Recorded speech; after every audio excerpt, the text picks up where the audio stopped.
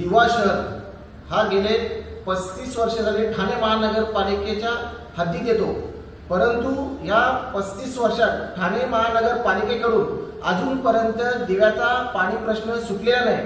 गेल्या 10 वर्षात दिव्यासाठी भरपूर प्रमाणात एमएलटी पाणी वाढवण्यात आला।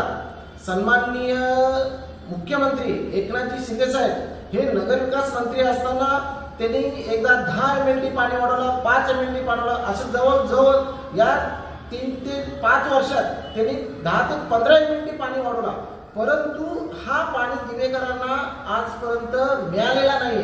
याचं प्रमुख कारण असं आहे की फक्त हे एमएलटी कागदावरती वाढवली जाते, दिव्यातल्या लोकांना ह्याचं पाणी मिळत नाही।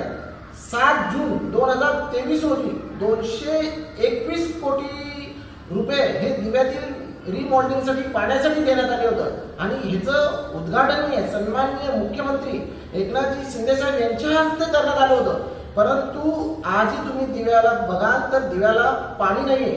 दिव्यातली लोक ही पाण्यासाठी अजूनही वणवण करतात आणि ही वणवण काय याचं प्रमुख कारण मी आज तुम्हाला सांगणार आहे। कारण आज दिव्याला पाणी मिळावं, दिव्याकरांना पाणी मुबलक मिळावं यासाठी माजी आमदार सुभाषजी भोईर साहेब यांनी प्रामाणिकपणे प्रयत्न केले की दिवावासियांना पाणी मिळावं। त्यासाठी 18.5 कोटी रुपयाचा निधी हा माननीय सुभाष भोईर साहेब यांनी मंजूर करून घेतला होता की दिव्याला पाणी मिळावं यासाठी पाईपलाईन आता पडलेली आहे। मी तुम्हाला सांगू इच्छितो की 17/12/2019 ला या संदर्भात टेंडरची नोटीस निघाली होती।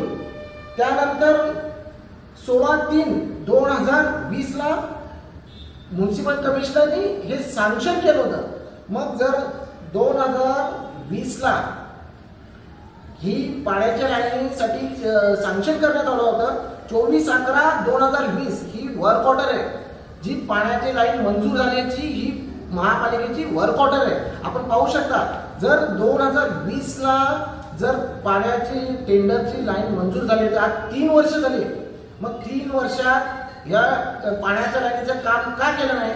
तर इथले असलेले खासदार श्रीकांतजी शिंदे साहेब हे या कल्याण लोकसभेचे खासदार आहेत।